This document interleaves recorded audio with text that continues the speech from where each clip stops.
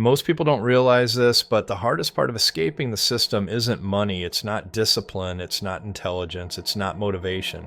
The hardest part is letting go of the version of you that the system rewarded, because the system doesn't just trap people by force, it traps them by paying them just enough to stay loyal. And the reason so many smart, capable people never break free is because freedom requires betraying the identity that once kept them safe. That's what no one talks about. You don't stay trapped because you're weak. You stay trapped because at one point in your life, the system actually worked. It gave you structure. It gave you validation. It gave you a sense of progress. And now that same system is slowly draining you, but you can't walk away from it because walking away feels like destroying your own story. This isn't about motivation. It's about why leaving the system feels like death to your ego and how to cross that line without self-destructing. Because if you don't understand this part, you'll sabotage every escape attempt without realizing it. People think the system traps people at the bottom, people who are broke, lazy, or clueless. That's false. The system traps people who are competent. It traps people who show up on time, who follow instructions, who do what they're told, who get praised for being reliable.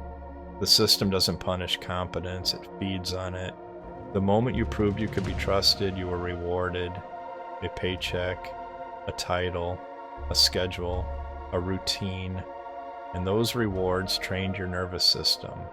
They told your brain, this is safe, this is normal, this is who you are now.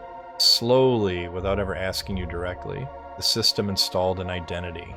Not just a job, not just a role, an identity. I'm a hard worker, I'm responsible, I'm realistic, I'm doing the right thing. That identity becomes your armor, and that armor is exactly what keeps you stuck. Here's the brutal truth. The smarter you are, the longer you stay trapped. Not because you don't see the problem, but because you can rationalize it. You tell yourself it's not that bad, you tell yourself you're still progressing, you tell yourself you just need more time, you tell yourself this is temporary. And those thoughts sound reasonable. That's the danger. The system doesn't rely on force, it relies on reasonable explanations. It gives you just enough growth to keep you hopeful, but never enough freedom to let you leave. And every year you stay, your sunk cost increases, more years invested, more reputation built, more people expecting you to stay the same.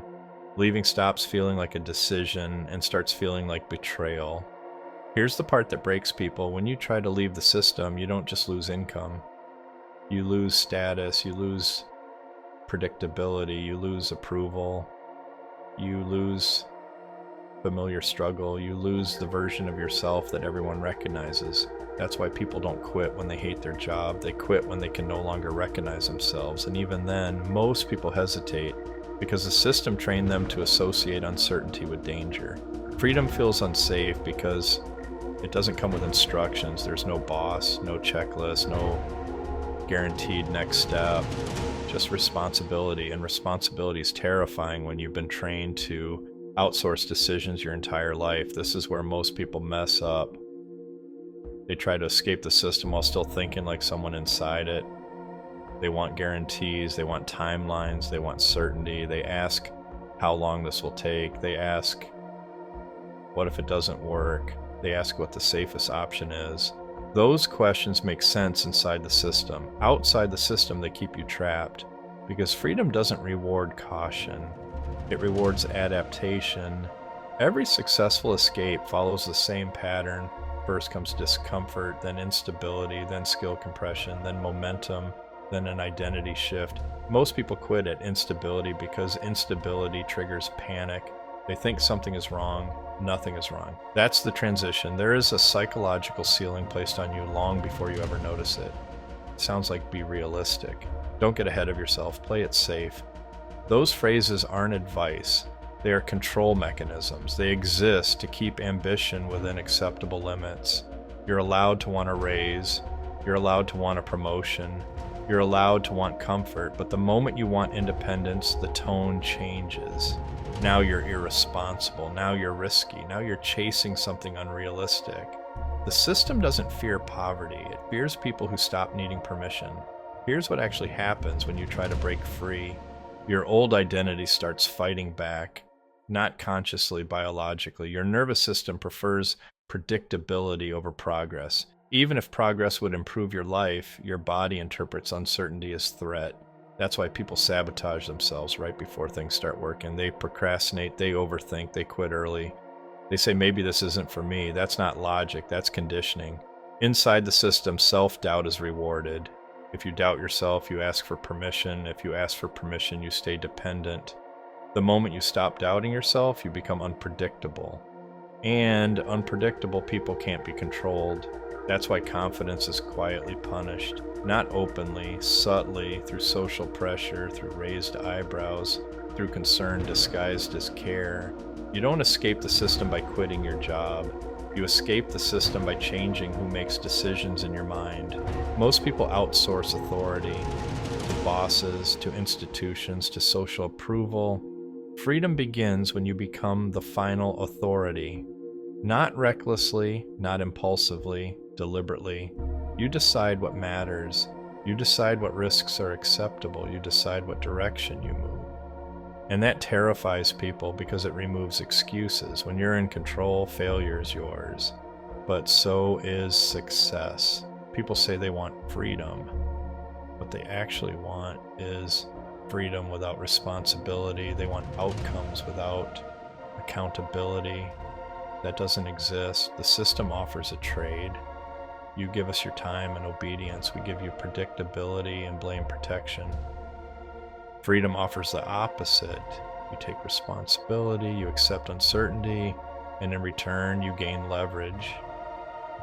Most people choose the first deal because it feels safer. It isn't. It's just familiar. There's a quiet moment almost everyone experiences. A moment where you realize you're not learning anything new anymore.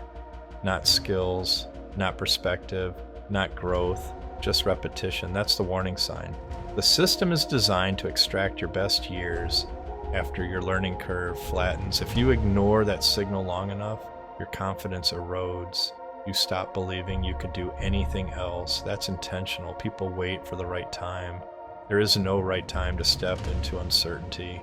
There is only too early, too late, or now, and now always feels uncomfortable.